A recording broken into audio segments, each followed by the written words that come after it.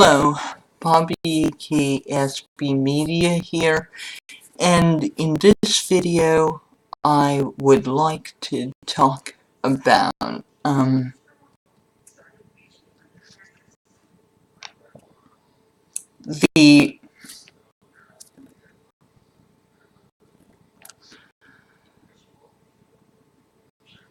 themes of the 2003 anime Fullmetal Alchemist, particularly how they pertain to masculinity and how the depiction of toxic masculinity in its protagonist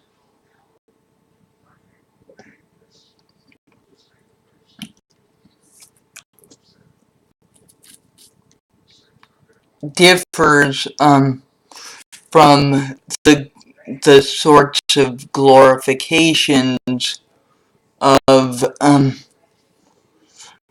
toxic masculinity that you would expect to see in shonen anime, particularly shonen anime in the early 2000s.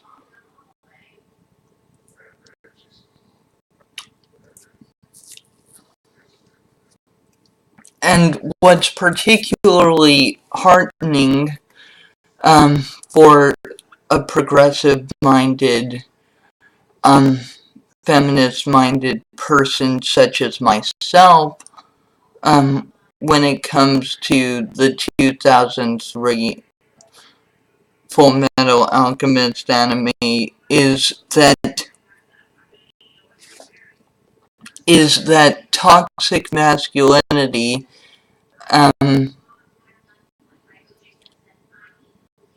even though it's being displayed in our protagonist, it's not treated as something to be glorified. It's treated as something to be laughed at or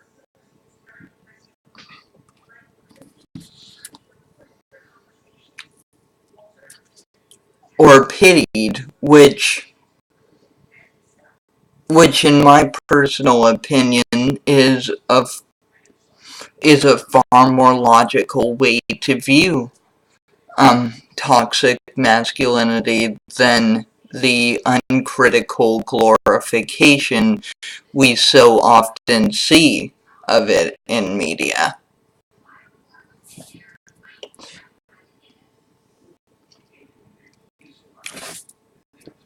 And what is also interesting is how the villains, the male antagonist of the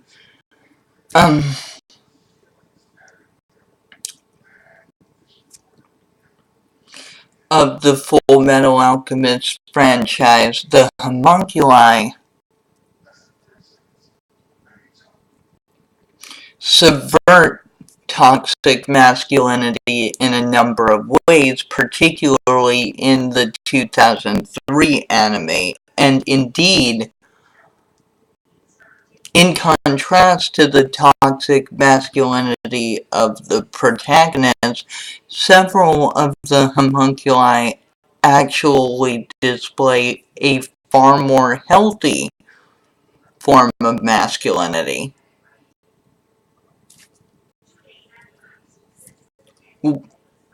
which once again is a very daring thing for an early 2000 era anime to do.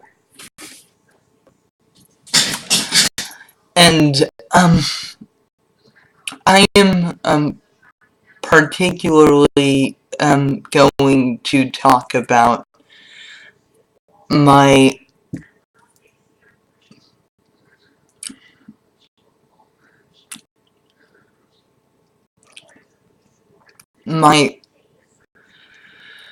favorite homunculus in the 2003 anime Wrath. Now Wrath has a particularly interesting relationship with toxic masculinity. Judging from his name alone, you'd expect him to display more of it than he does. And sure, he displays many of the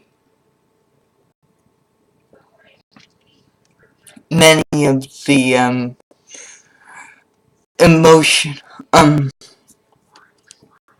emotionally erratic behaviors and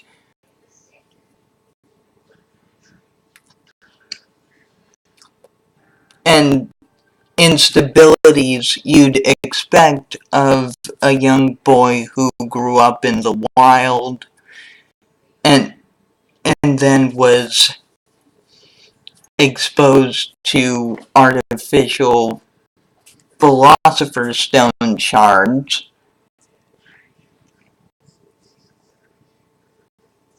which he was made to consume, which brought out his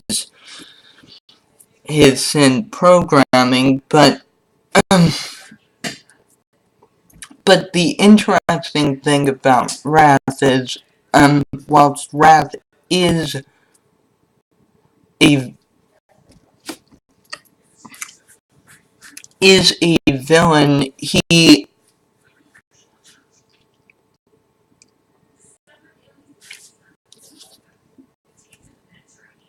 is not motivated by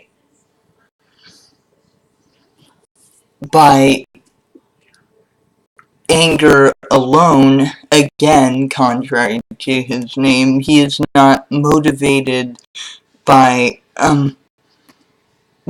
sadism alone, although he can be sadistic at times.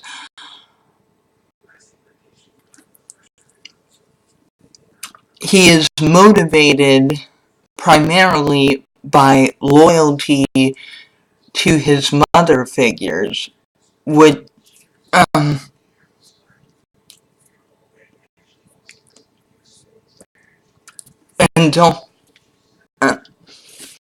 and whilst he is impulsive, he more freely expresses his emotions than the more traditionally toxic masculine protagonist Edward, whom Wrath initially looks up to and seeks to emulate.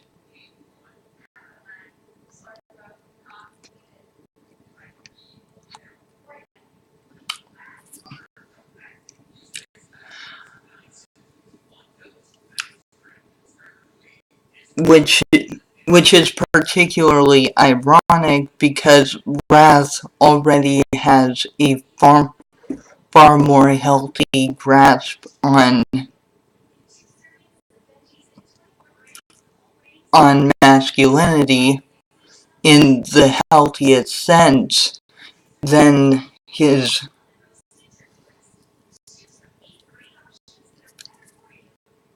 idealized role model does, a fact that he ultimately realizes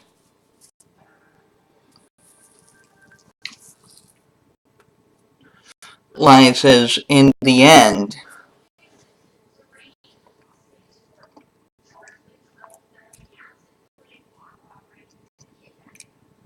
Note that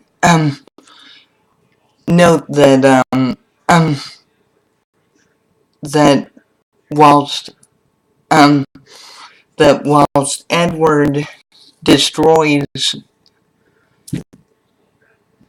the failed transmutation of his mother's sloth, Wrath cries over this event, and Edward even says that it was as if Wrath was crying for him,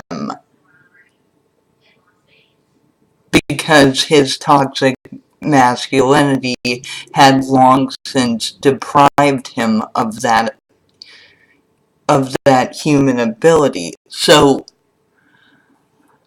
in this sense, an artificial human was more emotionally real than a biological human who had been conditioned over the years by a combination of self-imposed and modeled toxic masculinity from the military role models in his life.